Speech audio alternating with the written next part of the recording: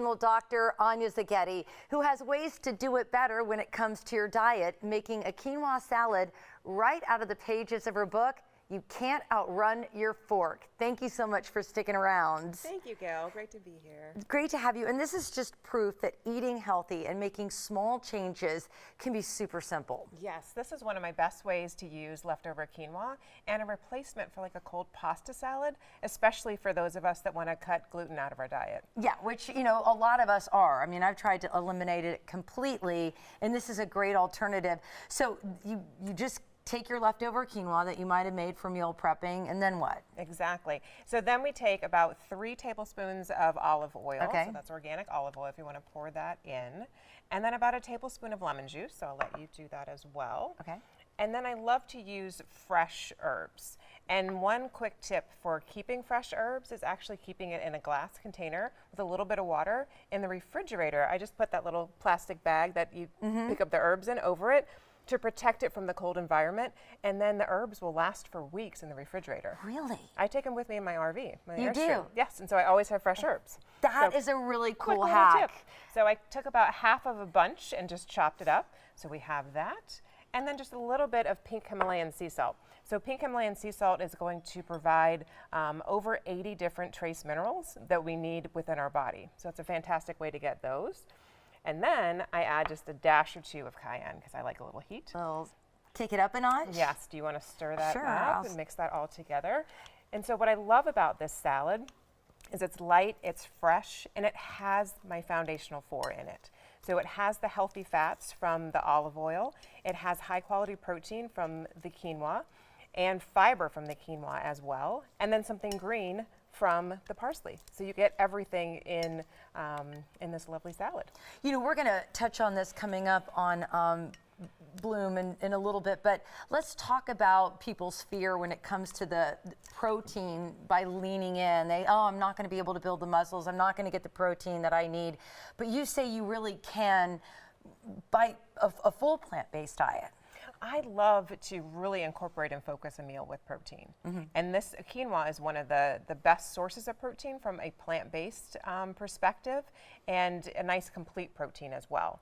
Now, one piece that I really want to make sure we stress with the protein puzzle is gut health. If your gut is out of balance, if you don't have enough hydrochloric acid or stomach acid, you're not going to be able to properly break down the protein regardless of what source you get it from, either plant or animal source, so that your body can actually absorb it and use it. So I like to start there and make sure that we have our gut in balance, and then make sure we're looking at the food that's being consumed, the quality of the food that's being consumed as well, because that has a big factor in the nutrients that are being taken out of the food. So talk to me about, you know, this breaking down of the proteins. Are there any telltale signs that the body will exhibit if you are having a problem breaking down your protein, where you're like, I might need to see a functional health expert like Dr. Anya? So a couple of the things, if you're having low energy, if you're having you know, inability to recover from exercise as well as you used to, or not being able to build muscle, things that we look at, I look at it in blood work as well. I can see the actual protein count.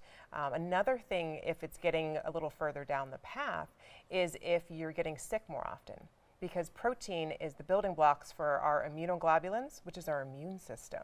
So if we can't actually break those down and break them down into our immunoglobulins to make our immune system, we're going to get sick more often. So what is the answer to getting our guts? And I know this is a loaded question because there are a lot of different answers that go into finding complete, you know, wellness in your gut. But if you're having trouble breaking down proteins, what kind of small changes and shifts should you be making in your diet to help?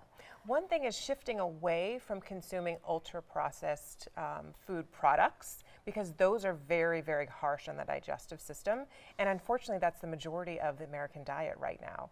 And it's correlated to a big surge in chronic diseases, and about 75% of our healthcare dollars are going towards these metabolic diseases. So that would be step one, replacing some of those ultra-processed foods with easy-to-make recipes, like many of the recipes in my book. Like, that took how long to assemble Seconds, that? right. So I hear a lot that people say, oh, I don't know how to cook healthy, it's time-consuming, it's expensive. This is very inexpensive, very quick, very easy. Literally anyone can make this. So shifting away from those ultra-processed foods and eating more foods from the earth is one of the best ways to do that. Dr. Anya, thank you so much. We appreciate you. Thank you, Gail. All right. Well, if you would like to find this, you can log on to bloomtampabay.com, and we'll be back with more Bloom right after this.